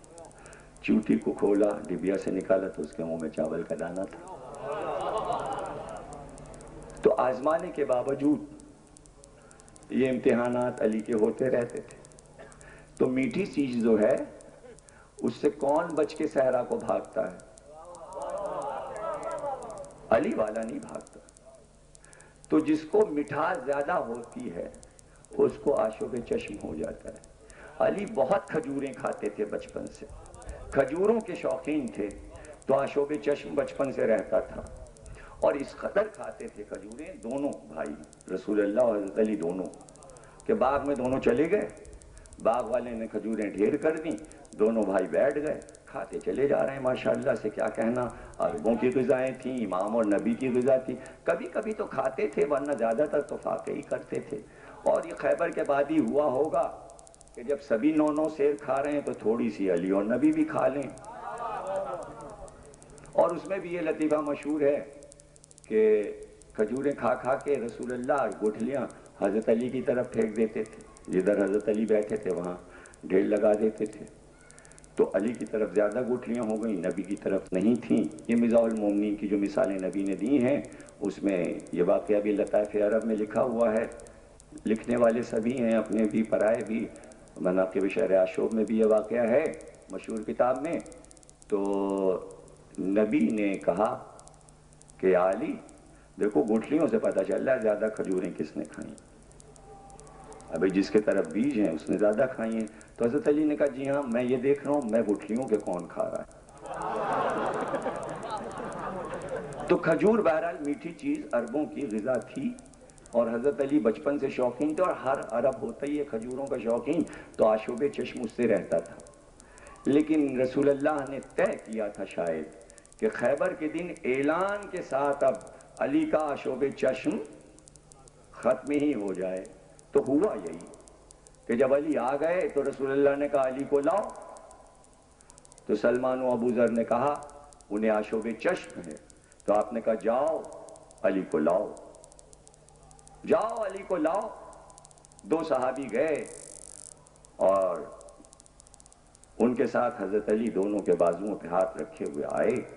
جب علی آئے تو رسول اللہ نے علی کا سر اپنے زانوں پہ رکھا اور اپنا لعاب دہن نکال کر علی کی دونوں آنکھوں میں لگا دیا۔ یہاں حضرت علی فرماتے ہیں کہ اس دن کے بعد پھر مجھے آشوب چشم نہیں ہوا، اور ایک بات اور میرے ساتھ ہوئی کہ گرمی میں گرمی نہیں لگتی تھی، سردی میں سردی نہیں لگتی تھی۔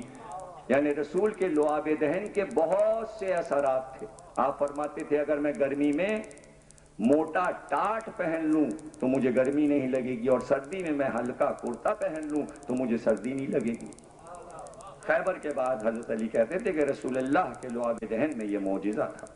اب میری آنکھیں خیرہ تھیں اور آشوب چشم دور ہوا، اور اس کے بعد جو رات میں اعلان کیا تھا کہ کل علم اس کو دوں گا جو مرد ہوگا، کرار ہوگا، غیر فرار ہوگا، بڑھ بڑھ کے حملے کرنے والا ہوگا، اللہ اور رسول اس سے محبت کرتے ہوں گے، وہ اللہ اور رسول سے محبت کرتا ہوگا۔ یعنی ایک صفت نہیں علمدار کی بتائی، 6 صفتیں بتائیں، یعنی شرط بتائی کہ جو ہمارا علم اٹھائے اس میں یہ 6 صفات ہونی چاہیے۔ خیبر کے بعد علمدار کا ایک معیار بن گیا کہ علمدار ایسا ہوتا ہے، بڑھ بڑھ کے حملے کرتا ہے، میدان فتح کرتا ہے، اس کے ہاتھوں پر، دونوں ہاتھوں پر اللہ فتح دیتا ہے، کرار ہوتا ہے، غیر فرار ہوتا ہے، اللہ اور رسول اس سے محبت کرتے ہیں، وہ اللہ اور رسول سے محبت کرتا ہے۔ کہتے ہیں کہ سب رات کو بہت جاگے تھے، اس انتظار میں دیکھیے علم کل کس کو ملتا ہے۔ تو رسول اللہ نے علم والے دن کی شب میں پوری امت سے شب بیداری کروائی، یعنی علم کل نکلے گا، آج رات بھر جاگو۔ خیبر کے میدان میں علم کے جلوس کی بھی بنیاد پڑی اور شب بیداری کی بھی، اور علی علی کی بھی، یعنی یہ سب چیزیں لازم و ملزوم ہیں، جلوس، علم، علی علی، یہ سب ایک ساتھ ہیں، اور خیبر کے میدان میں ان کی بنیاد پڑ رہی ہے۔ تو ہر ایک یہ چاہتا تھا علم ہمیں ملے، سبھی خواہش کر رہے تھے، تو سب اپنے کو نمایاں کر کر کے دکھا رہے تھے، اور رسول اللہ نے یہ کیا کہ علم ہاتھ میں لیا اور 3 بار علم کو ایسے کر کے جنبش دی۔ تو ہوتا یہ تھا کہ جب علم ایسے جاتا تھا تو سب پیچھے ہٹتے تھے، جب رسول ایسے ہاتھ کرتے تھے تو سب آگے آتے تھے، یعنی علم ہر ایک کی جنبشوں پر گواہ تھا، یعنی دل کی دھڑکن اور علم کے فرارے کی جنبش ایک ساتھ ہو رہی تھی کہ دیکھیے ہمیں مل جائے، کہ ایک بار رسول اللہ نے علم علی کو عنایت کر دیا۔ اب رسول جس کو جو دے دیں وہ کوئی اس سے لے لے، یہ کیسے ہو سکتا ہے؟ علم علی کا ہو گیا، گھوڑے پہ بیٹھے۔ گھوڑا اس دن جو تھا وہ نجاشی کا تحفہ تھا، ابھی تک استعمال نہیں ہوا تھا، نہ وہ گھوڑا تھا نہ وہ گدھا تھا، وہ ٹٹو تھا۔ وہ ٹٹو تھا، اس کا ابھی تک رسول اللہ نے کوئی نام بھی نہیں رکھا تھا. جتنے گھوڑے رسول اللہ خریدتے تھے پہلے اس کا نام رکھ دیتے تھے. یہ بیچارہ جب سے نجاشی نے بھیجا تھا اس کا کوئی کام ہی نہیں تھا. 7 ہجری تک یہ ایسے ہی مدینے میں چرتا پھرتا تھا. رسول اللہ کہتے تھے اس کو چھیڑنا نہیں، اس کو بس چرنے دو. خیبر میں وہ ساتھ آیا. یہ ہے نبی کی بصیرت. پہاڑیوں کی لڑائی تھی، گھوڑا کوئی ساتھ نہیں آیا اس لیے کہ گھوڑا پہاڑیوں پہ نہیں دوڑ سکتا. سمجھے نا؟ ٹٹو پہاڑیوں پہ آسانی سے چڑھ جاتا ہے اور اس کا نام بھی نہیں تھا. اب خیبر میں کارنامہ کرے تو اس کا نام پڑ جائے. علی اسی پر بیٹھے نجاشی کے تحفے پر، اور جب چلے اس پر بیٹھ کر تو عربی میں اگر تیز دوڑ رہا ہے، تیز دوڑ رہا ہے یعنی اتنی تیز کہ اپنے چاروں پیروں کو پھیلا دے اور ایسا معلوم ہو کہ اس کا شکم زمین سے مل جائے گا. جب تیز دوڑتا ہے کوئی جانور تو ایسا لگتا ہے کہ اس کا شکم مس کر رہا ہے زمین سے. تو اس کو عربی میں کہتے ہیں کہ اگر تیز دوڑے اور ایسا لگے کہ سینہ زمین سے مس ہو رہا ہے تو عربی میں کہتے ہیں دل دل. جب علی کو لے کر وہ تیز دوڑا پہاڑیوں پر تو نبی نے کہا دیکھو اس کا شکم زمین سے مس ہو رہا ہے. تو نبی کی زبان سے جملہ نکلا دل دل. آج اس کا نام پڑ گیا دلدل. اس لیے آپ کے ہاں ذوالجناح کا ایک نام دلدل بھی ہے، حالانکہ وہ الگ ہے یہ الگ ہے لیکن سارے نام استعمال ہوتے. دلدل علی کو لے کے چلا. جب چلنے لگے علی علم لے کر تو جب بیٹھے تو منہ خیبر کے میدان کی طرف تھا اور ادھر نبی تھے. تو اب ہونا یہ چاہیے تھا کہ اگر کوئی بات کرے نبی سے تو چہرہ ادھر کر کے جھک کر نبی سے پوچھیں. لیکن مورخ اب ایک ایک لمحہ علی کا محفوظ کر رہا ہے. وہ لکھتا ہے کہ علی منہ خیبر کی طرف کیے تھے اور اس طرف نبی تھے، بغیر چہرے کو گھمائے ہوئے، سامنے دیکھتے ہوئے، ہاتھ میں علم لیے ہوئے. ایک بار پوچھا یا رسول اللہ کہاں تک لڑوں، کہاں تک لڑوں؟ تو آپ نے کہا جب تک ایک ایک یہودی لا الہ نہ کہہ لے علی تمہاری تلوار نہ رکے، ذوالفقار نہ رکے. تو لوگوں نے اس پر بحث کی کہ جناب حضور نے کہا ہے، جواب دیا ہے اور علی نے مڑ کر ادھر نہیں دیکھا، یعنی میدان سے منہ نہیں پھیرا. اب یہ میں نے اس دن کہا تھا کہ آج میں یہ بات بتاؤں گا کہ ہر اسلامی نیک کام کی نیت ہوتی ہے اور اللہ صرف نیت دیکھتا ہے. جس کی مثال میں نے دی تھی جب آپ مصلی پہ کھڑے ہوئے اور آپ نے نیت کی اللہ اکبر میں نماز پڑھتا ہوں 2 رکعت قربتاً اللہ، تو آپ نے نیت کی. جب نیت کی تو اب آپ منہ ادھر ادھر نہیں موڑیں گے. جب تک نماز نہ ختم ہو جائے آپ منہ ادھر ادھر نہیں موڑ سکتے. نماز میں آپ منہ نہیں موڑ سکتے، یعنی جب تک نیت ہے تب تک منہ سامنے سے نہیں ہٹے گا. تو جس طرح نماز کی نیت ہے اسی طرح روزے کی نیت ہے، اسی طرح خمس و زکوٰۃ کی بھی نیت ہے. لیکن علی اگر نہ ہوتے اسلام میں تو یہ پتہ نہ چلتا کہ جہاد کی کیا نیت ہے. جہاد کی نیت یہ ہے کہ جب گھوڑے پر بیٹھ کر رخ کر لے میدان کی طرف تو اور نیت ہو جائے کہ میں جہاد کرنے جا رہا ہوں تو جہاد کے میدان سے منہ نہ موڑے. علی گھوڑے پر بیٹھ چکے تھے، علم مل چکا تھا، علی نیت کر چکے تھے، اس لیے منہ نہیں پھیرا میدان کی طرف سے اور سامنے دیکھے دیکھے پوچھا کہاں تک لڑوں. تو نبی کو بھی یہ بات معلوم تھی کہ علی نیت کر چکے اور گھوڑا چلا، دلدل چلا اور تیز چلا. لشکر ساتھ جو آ رہا تھا وہ پیچھے رہ گیا. وہ علی کا ساتھ دے کیسے سکتا تھا؟ علی پہنچ گئے. جب انہیں علم ہوا کہ آج آنے والا کوئی نیا ہے تو بڑی تیاری تھی ان کے یہاں بھی کہ آج بڑے اہتمام سے کوئی آ رہا ہے. تو انہوں نے ایک بڑا اہتمام جو اس دن کیا خاص طور سے وہ یہ تھا کہ قلعے کی برجی پر ایک نجومی کو بٹھا دیا، اور وہ نجومی اتنا پہنچا ہوا تھا کہ وہ ستاروں کی چال دیکھ کر علم نجوم سے بتاتا تھا کہ آنے والا فاتح ہے یا مفتوح ہے، یعنی ہم اس سے فتح کر لیں گے، اسے مار دیں گے، یا یہ ہمیں مارے گا۔ تو ابھی تک تو نجومی کو اطمینان تھا، سارے چہرے دیکھ چکا تھا، اور روز جب یہودی پوچھتے تھے ہاں بھائی چہرے پہ کیا لکھا ہے، کہا کچھ نہیں۔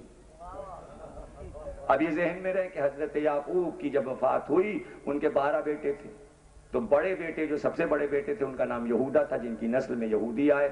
تو حضرت یعقوب نے یہودا سے یہ کہا تھا کہ بیٹا تمہاری سلطنت باقی رہے گی، حکومت یہودیوں کے پاس رہے گی، لیکن جس دن شیلو آ جائے، شیلو عبرانی زبان میں شیر کو کہتے ہیں، جس دن شیلو آ جائے سمجھ جانا کہ تمہاری شکست ہو جائے گی، حکومت ٹوٹ جائے گی اور تم سب در بدر ہو جاؤ گے عرب سے۔ تو سب کو معلوم تھا کہ شیلو آئے گا، شیر آئے گا، تو وہ چہرہ دیکھ کے بتا دیتا تھا یہ شیر نہیں ہے۔ بھئی نجومی کو بٹھایا اس لیے کہ وہ چہرہ دیکھ کے بتائے کہ شیرانہ جلال چہرے پر ہے یا نہیں۔ تو سب اطمینان سے تھے قلعوں میں کہ کوئی ہم کو فتح نہیں کر سکتا۔ علی جو پہنچے دلدل پر بیٹھ کر، تو قلعہ خیبر کے سامنے جو پہاڑی کا ٹکڑا تھا، جاتے ہی اپنے علم کو، اب علم بھی سمجھ لیجئے، نیزے میں پھریرا لگایا تھا، نیزے کو الٹ دیا تھا، نوک نیچے کی طرف تھی، اوپر نہیں تھی نوک، نوک نیچے تھی، اور اس میں پھریرا حضور نے لگایا تھا۔ اب یہ سب تفصیل کے کس رنگ کا تھا، یہ سب تو بڑی تفصیلات کی چیزیں کبھی پھر عرض کریں گے، اگر خیبر پڑھوں تو 3-4 گھنٹے ہو جائیں گے، اب تو ختم پہ ہے خیبر۔ تقریر خاتمے پر آپ سمجھیں کہ بس یہیں پہ رک رہی ہے تقریر۔ پہنچتے ہی علی نے اس علم کو پتھر پہ گاڑ دیا۔ اب یہ تو بچپن سے ہمارے بچوں کو رٹایا گیا، پتھر پہ علم دین کا گاڑا کس نے، للکار کے مرحب کو پچھاڑا کس نے۔ آپ ہم سے کہہ رہے ہیں کہ خیبر نہ پڑھا کیجئے، اماؤں کو منع کیجئے، جو سب سے پہلے اپنے بچوں کو خیبر یاد کرواتی ہے۔ یاد کا دستور نہیں ہے، صدیوں کا دستور ہے کہ سب سے پہلے جب بچہ بولتا ہے تو اس کو یہ یاد کرایا جاتا ہے پتھر پہ علم دین کا گاڑا کس نے۔ اس میں کوئی راز ہے، ماؤں نے ایسے ہی نہیں میر انیس کی یہ ربائی اپنے بچوں کو یاد کرائی ہے، اس میں میر انیس کی ربائی میں اسم اعظم ہے۔ اب جو اسم اعظم ہی نہ جانے ہم اس سے کیا بات کریں۔ بچے کو اسم اعظم ماں یاد کرا دیتی ہے، بچہ بیٹا میرے لال یہ ربائی تمہاری حفاظت کرے گی۔ اب میں کس سے بتاؤں جا کر کہ اسم اعظم کیا ہے، اس میں اسم اعظم ہے۔ علی نے پتھر پہ علم کو گاڑ دیا۔ آج جب ریسرچ ہوئی تو پتا چلا کہ ایک ساتھ ایسی آتی ہے ستاروں کی چال میں کہ اس چال کو اگر کوئی پہچان لے، 2 ستارے ایسے ہیں آسمان پر، ایک ہے طائر نصر اور ایک ہے بربط۔ طائر نصر کی چال یہ ہے کہ وہ پورے دن میں اپنے دائرے کو کامل کر لیتا ہے، یعنی 12 گھنٹے میں کل اس کا ایک چکر ہے جیسے زمین کا۔ لیکن طائر نصر جو ہے، جو بربط کے گرد گھوم رہا ہے، طائر نصر ایک چکر 2500 برس میں پورا کرتا ہے، 2500 میں اس کا ایک چکر پورا ہوتا ہے۔ ان کو اطمینان یہ تھا کہ ہمارا ستارہ طائر نصر ہے، نصر کہتے ہیں گدھ کو، چونکہ وہ سیارہ گدھ سے ملتا ہے، اور گدھ کا سیارہ جو ہے وہ یہودیوں کا ستارہ تھا، اور انہیں معلوم تھا کہ 2500 برس میں جب تک کہ یہ چکر پورا نہیں ہوتا ہماری حکومت ختم نہیں ہوگی۔ نجومی نے انہیں یقین دلا دیا تھا برجی پہ بیٹھ کے کہ سب اطمینان سے رہو، کوئی مسلمانوں میں فتح ہمیں نہیں کر سکتا، ابھی 2500 برس تک ہم حکومت کرتے رہیں گے ان قلعوں میں اور ہمیں کوئی عرب سے نکال نہیں سکتا۔ خیبر پڑھنا آسان نہیں ہے اگر آپ یہ سمجھ رہے ہیں، یہ کہہ دینا آسان ہے کہ بس خیبر نہ پڑھو۔ بہت رخ ہے خیبر کے۔ محتشم کاشی نے اپنے ہفت بند میں یہ اسم اعظم لکھا ہے، خیبر کہاں کہاں ہے۔ اگر یہی پڑھوں تو ایک موضوع ہے کہ فارسی ادب میں کہاں ہے، عربی ادب میں کہاں ہے۔ ابن ابی الحدید معتزلی کا پورا قصیدہ ہے خیبر کے بارے میں، اور پڑھ کے دیکھیے کہ کیا خیبر لکھی ہے ابن ابی الحدید معتزلی نے، یا ہفت بند میں کیا لکھا ہے ملا کاشی نے، پڑھ کے دیکھیے تو پتا چلے، اس کا ترجمہ پڑھیے۔ ہفت بند میں ملا کاشی کہتے ہیں کہ انہیں اطمینان تھا نجومیوں کو، لیکن وہی ساتھ جب بربط کے گرد طائر نصر چکر لگا رہا ہو، اس میں ایک ساتھ ایسی آتی ہے کہ اگر لوہے کو پتھر پہ گاڑا جائے تو اس ساتھ کے وقت لوہا پتھر میں سوراخ کر کے پتھر میں گڑ جاتا ہے۔ اب یہ نجومی کو معلوم ہے، علی جان رہے ہیں کہ نجومی بیٹھا ہے، ورنہ علی کو ضرورت نہیں تھی یہ عمل دکھانے کی۔ اس نجومی نے پہلے علی کا چہرہ دیکھا اور اسی وقت یہ عمل ہوا کہ علی نے پتھر پہ علم کو گاڑا اور وہ گڑ گیا، نصب ہو گیا علم۔ جیسے ہی علم نصب ہوا، اس نے جلدی سے ستارے کی چال کو دیکھا، ستارے کی چال کو دیکھا تو وہ طائر نصر جو 2500 برس میں چکر پورا کرنے والا تھا، اس نے 1 سیکنڈ میں پورا چکر کر لیا۔ بھائی کیا سن رہے ہیں آپ؟ 2500 برس کے سفر کو علی نے علم کی ایک جنبش سے ستارے کی چال کو ختم کر دیا۔ جیسے ہی ستارہ چکر پورا کرنے لگا، یہودی وہاں سے کود پڑا، برجی سے کود پڑا، پاگل ہو گیا نا وہ تو پاگل ہو گیا، ستارہ شناس تھا، وہ جو کودا تو یہودی دوڑے۔ سردار کہلے کیا ہوا؟ کہلے میں کچھ نہ پوچھو، کچھ نہ پوچھو، کچھ نہ پوچھو۔ اب جب پاگل ہو جاتا ہے نا آدمی کو، کوئی انہونی ہو جائے تو پھر وہ تو پاگل ہی ہو جاتا ہے نا، آپے میں تو نہیں رہتا، کبھی ادھر بھاگ رہا ہے، کبھی ادھر بھاگ رہا ہے، کبھی ادھر بھاگ رہا ہے، کبھی ادھر بھاگ رہا ہے، اور سب اس کے پیچھے پیچھے دوڑ رہے ہیں۔ ارے بتا تو کیا ہوا؟ بس اس نے چیخ کر کہا، ارے کیا ہوا؟ شیرو آ گیا، شیر آ گیا، حکومت ختم ہوئی تمہاری۔ اب آپ بتا دیجئے پڑھوں یا نہ پڑھوں؟ پڑھوں؟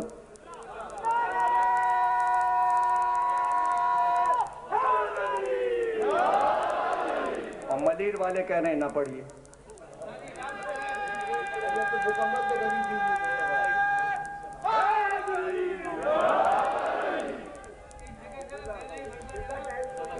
سوا 11 تو جناب اگر آپ اجازت دیں تو کل انشاءاللہ ہم خیبر کو پورا کریں، اس لیے کہ 11:15 ہو گئے۔ دیکھیے دبیر کا ایک بند ہے، وہ ہم آپ کو سنائے دیتے ہیں، آدھی خیبر باقی ہے، اس وقت پڑھنا بیکار ہے اس لیے کہ پوری نہیں ہو سکتی۔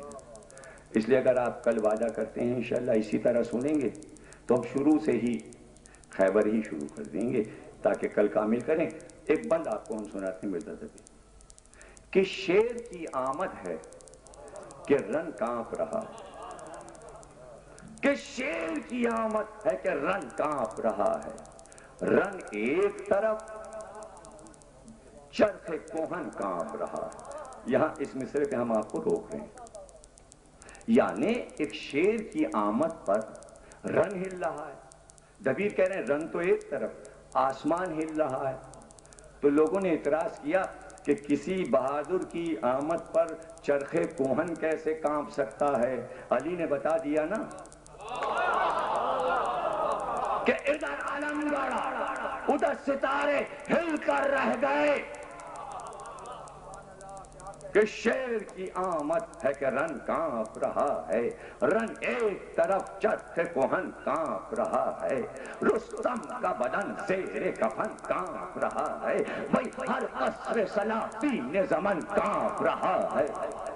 شمشیر بکف دیکھ کے حیدر کے پسر کو، شمشیر بکف دیکھ کے حیدر کے پسر کو، بھئی جبریل لرزتے ہیں سمیٹے ہوئے پر کو، جبریل لرزتے ہیں سمیٹے ہوئے پر کو۔ عباس آ رہے ہیں، عباس آ رہے ہیں۔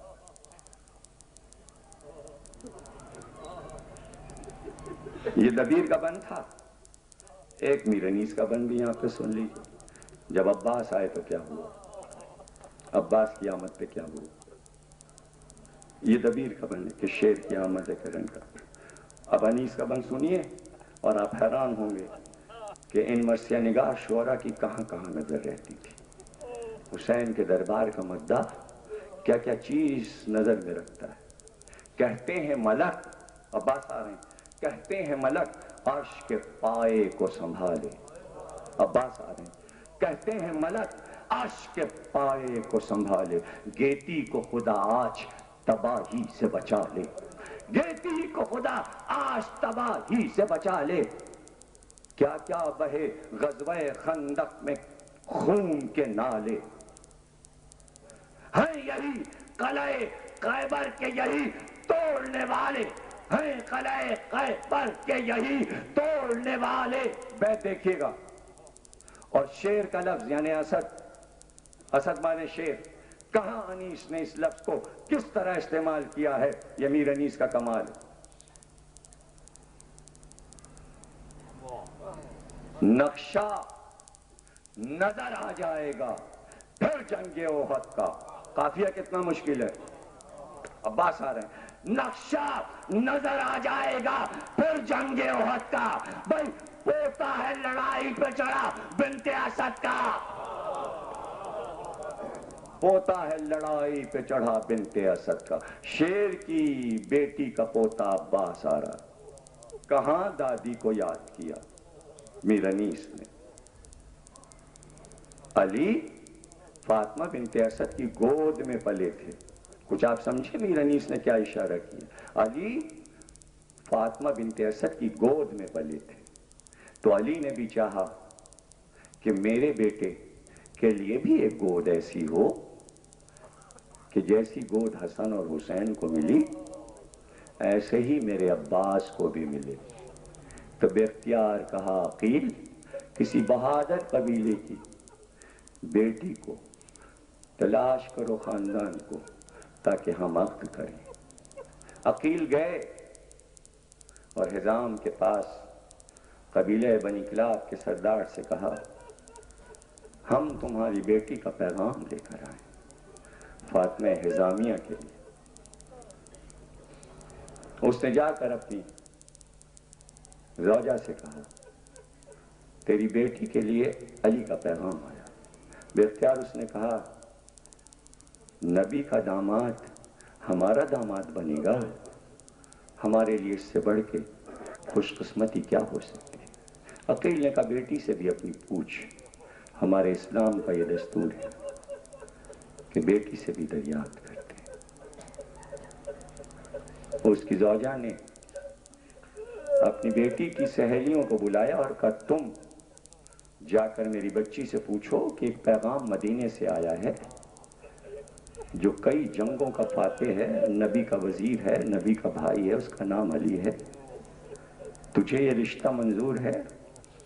تو اس نے جواب میں کہا، کل شب میں نے خواب دیکھا تھا، عباس کی ماں بننے والی ہے نا، تو دیکھیے جواب کیسے دیا، کل شب میں نے خواب دیکھا کہ ایک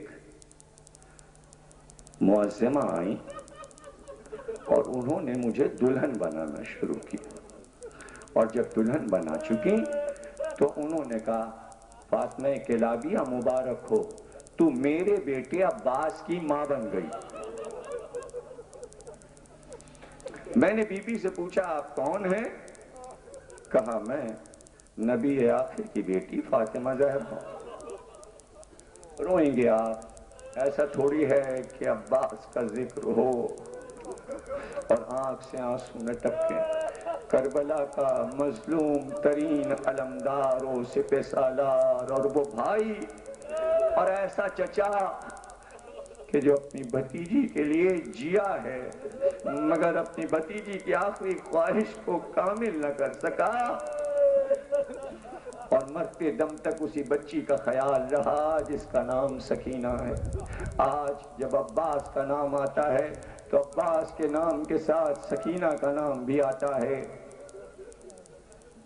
بیاہ کر علی کے گھر میں آئیں لیکن جب محافے پر بیٹھ کر علی کے گھر میں آئیں تو محافے سے اترتے ہی پہلا کام یہ کیا کہ علی کے دروازے پر سجدہ کیا. لوگوں نے کہا یہ سجدہ کیسا؟ یہ فاطمہ زہرا کا در ہے، یہاں ملائکہ سجدے کرتے تھے.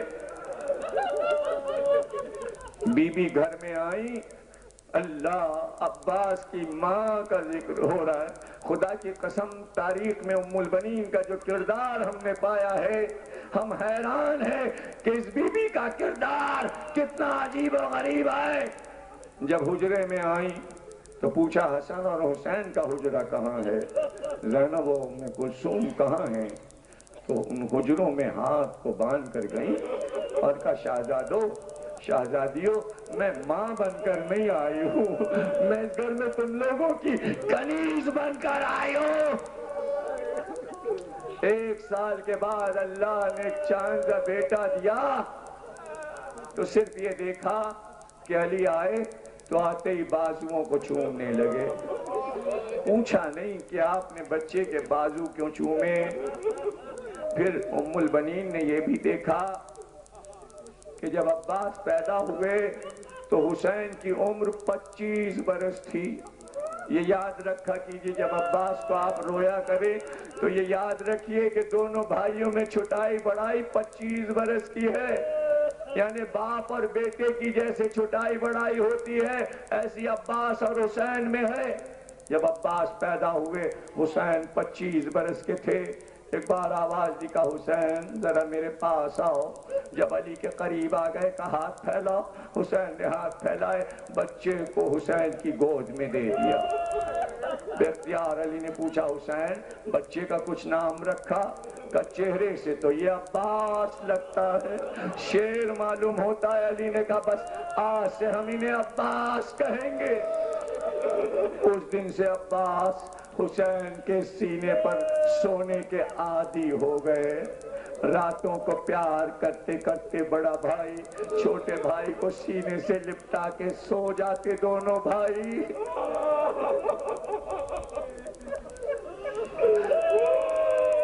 سو جاتے دونوں بھائی. صبح کو آ کر علی عباس کو حسین کے سینے سے اٹھاتے تاکہ ماں کے پاس پہنچا دیں. بیٹا دودھ پی لے، اپنی بھوک مٹا لے. لیکن جب حسین صبح کی نماز کے لیے اٹھ جاتے تو پھر عباس کو منگا لیتے. جب عباس 5 برس کے ہو گئے تو حسین کے پیچھے پیچھے ایسے چلتے جیسے علی نہج البلاغہ میں کہتے ہیں میں رسول کے پیچھے ایسے چلتا جیسے اونٹ کا بچہ اونٹ کے پیچھے پیچھے چلتا. اور جب حسین تکبیر کہہ کر مصلی پہ کھڑے ہوتے تو عباس بھی پہلوں میں نماز پڑھنے کھڑے ہو جاتے. اور جب عباس 7 برس کے ہوئے تو حسین جب باہر نکلتے تو بیٹا 7 دربان بنا ہوا علی کا یہ بیٹا. اور جب عباس 9 برس کے ہو گئے تو مدینے میں یہ مشہور ہو گیا کہ اگر کسی گھر میں پانی ختم ہو جائے تو عباس ایک ایک گھر پہ پکارتے پانی ہے تمہارے گھر میں. اگر کسی گھر سے صدا آ جاتی اے عباس ہمارے گھر میں آج پانی ختم ہو گیا. عباس مشکیں بھر بھر کے لاتے، مدینے کے ہر گھر میں پانی پہنچا دیتے. ارے سقا تو بچپن سے مشہور ہو گئے تھے عباس. حسین کے گھر کا پانی عباس بھر کے رکھتے تھے کہ حسین کے بچے کبھی پیاسے نہ رہیں. اتنا خیال تھا عباس کو. ایک بار ایسا ہوا کہ ام البنین کے پاس عباس سو رہے تھے کہ ام البنین نے خواب دیکھا. خواب کو دیکھتے ہی اٹھ بیٹھی اور رونے لگی۔ علی آ گئے، کہا ام البنین رونے کا کیا سبب ہے؟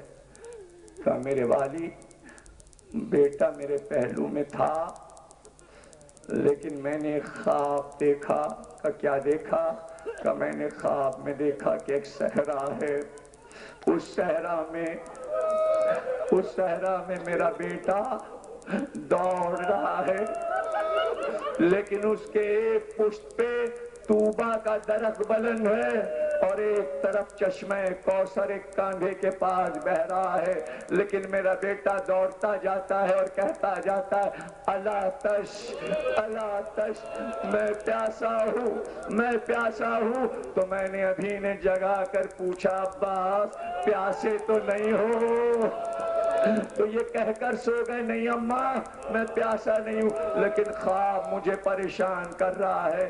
کہ بچے کے پاس سے اٹھاؤ ام البنین، آج میں تمہیں بتا دوں۔ الگ لے گئے کہ ام البنین جب یہ 32 برس کے ہوں گے تو یہ جو طوبہ تم نے کاندھے پہ دیکھا، یہ حسین کا علم اس کاندھے پر اٹھائیں گے، اور یہ جو تم نے چشمہ کوثر دیکھا یہ فرات ان کے شانے کے پاس بہے گا، یہ پانی لینے بچوں کے لیے جائیں گے مگر ایک قطرہ خود نہیں پئیں گے، نہ بچوں کے لیے پانی لا سکیں گے۔ ام البنین اس دن سے سمجھ گئیں میرے بیٹے کی کوئی بڑی قربانی ہونے والی ہے، حسین پر کوئی مصیبت کا دن آنے والا ہے۔ اسی لیے 28 رجب کو جب قافلہ جا رہا تھا تو ام البنین نے خصوصی طور پر عباس سے بلا کر یہ کہا تھا اے عباس، یہ فاطمہ کا لال نہیں جا رہا، یہ میری روح جا رہی ہے، اے عباس حسین کو میں تجھ سے لوں گی، حسین کی حفاظت کرنا۔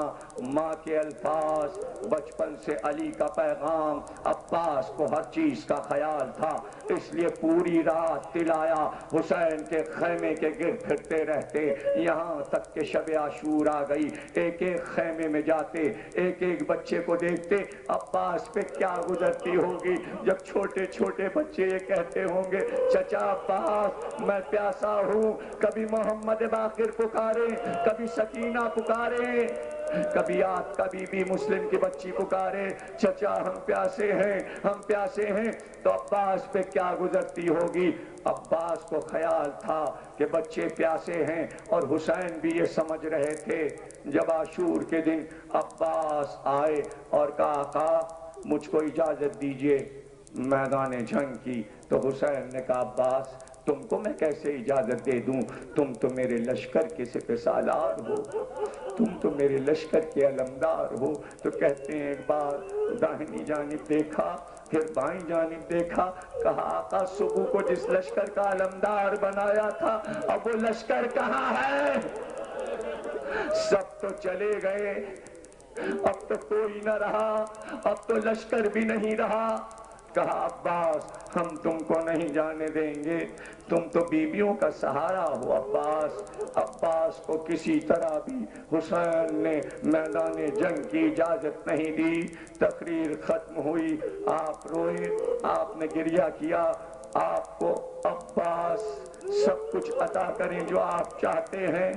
عباس ہر ایک کا دامن در مقصود سے بھر دیتے ہیں، بس دیر ہے پکارنے کی، جب کہا عباس تو عباس آ گئے۔ تقریر خاتمے پر تھی لیکن یہ یاد آ گیا ایک واقعہ وہ سنا دوں کہ عباس کو پکارا اور عباس آئے۔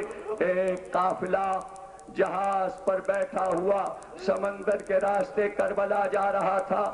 1932 ممبئی کا اخبار راہ نجات، اس کا رپورٹر راحت حسین لکھتا ہے نیوز میں کہ وہ جہاز جا رہا تھا کربلا معلی، راستے میں طوفان آیا، یہاں تک کہ لہروں کی نظر جہاز ہونے لگا، ڈگمگانے لگا، جہاز ڈوبنے والا تھا، عملہ انگریز تھا، کپتان بھی انگریز تھا۔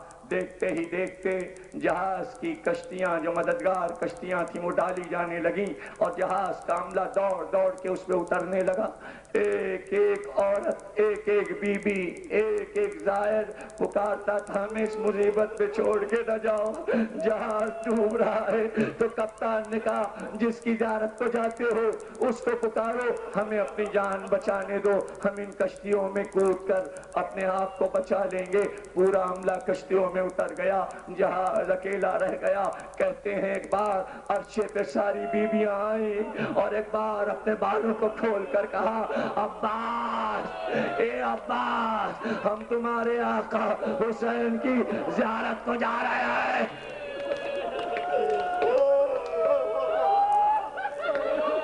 کیا کہنا، کس طرح رو رہے ہو؟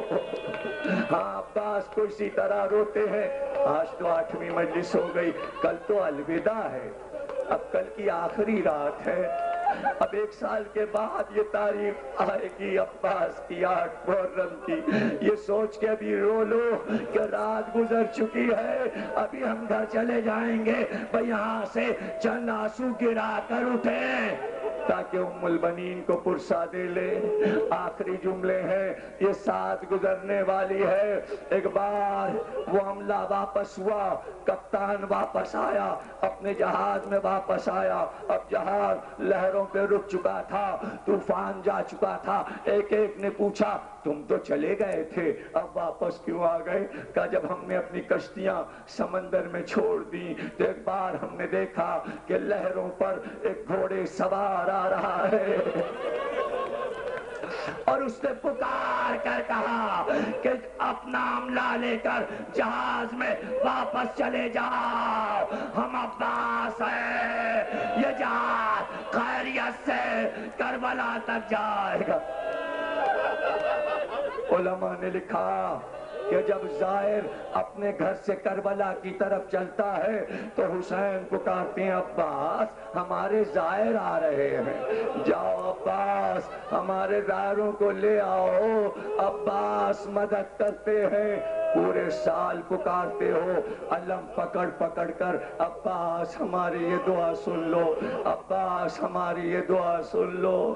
اور آج یہ ایک دن ہم روتے ہیں اس طرح شہادت پر، جب عباس کو اجازت نہ ملی، ایک بار خیمے کا پردہ الٹ کر اندر گئے، آواز دی کہاں ہے میری بچی سکینہ؟ چچا کی پہلی آواز پر سکینہ دوڑتی ہوئی آئیں، کہا کیا حال ہے بیٹی؟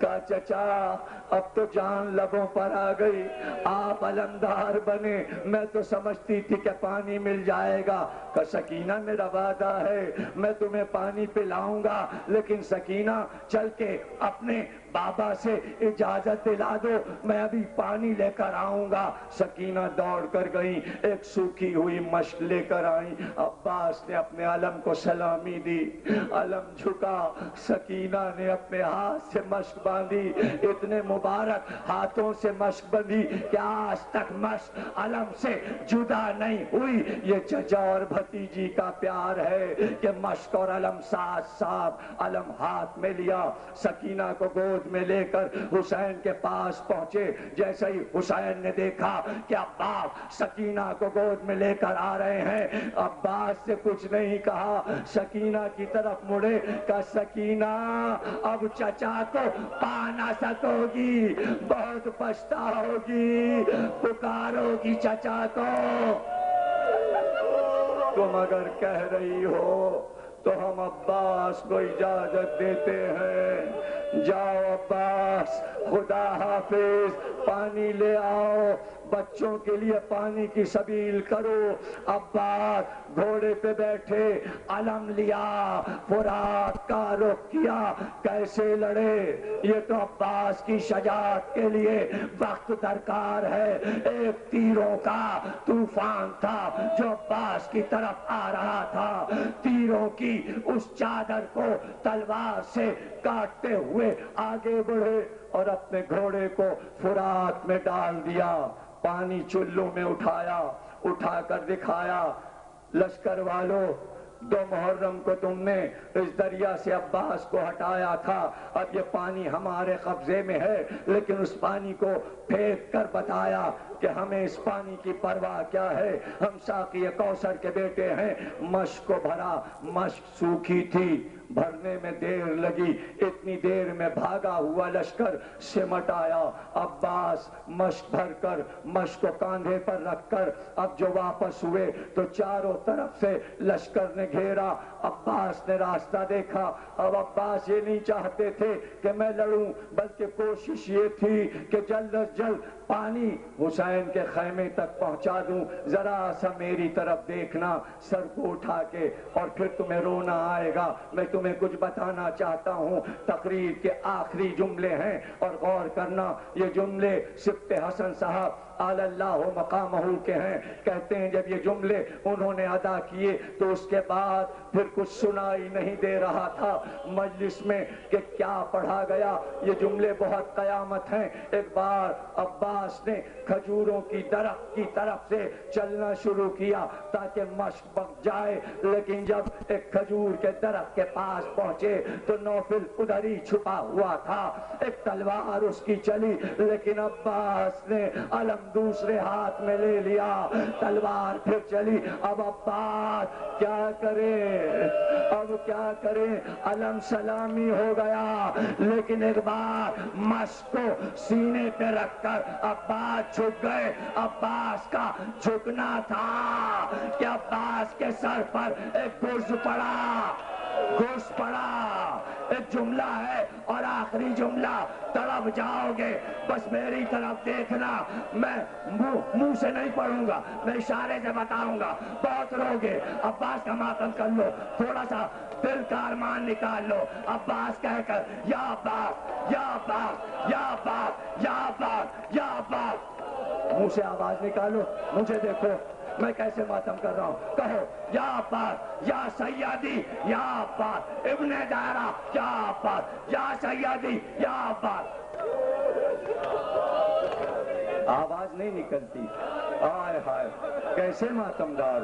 ہم کو دیکھو چار چار پڑھ رہے ہیں، آج ہماری 35ویں تقریر ہے اور آواز دیکھو ہم کیسے ماتم کرا رہے ہیں، کیسے یا سیدی یا سیدی یا سیدی، ابن دائرہ یا عباس یا سیدی یا سیدی، آواز آواز یا سیدی یا سیدی یا سیدی یا سیدی یا سیدی۔ آخری جملے پر کہتے ہوئے کھڑے ہونا، آواز نہ رکے، آواز نہ رکے، آخری جملہ سنو، کہتے رہو یا عباس، کہتے رہو یا عباس، آخری جملہ سنو۔ مولانا کہتے ہیں کہ جب بھی کوئی سوار گھوڑے سے گرا، گھوڑے سے گرا تو اپنا ہاتھ زمین، جب بھی کوئی سوار گرا تو اپنے کو بچاتا، جب بھی کوئی سوار گھوڑے سے گرا، اب کیا پڑھوں، اب کیا پڑھوں، تو یا سیدی یا سیدی۔ جب عباس گرے، جب عباس گرے تو عباس عباس عباس عباس عباس عباس عباس عباس عباس عباس عباس عباس عباس عباس عباس عباس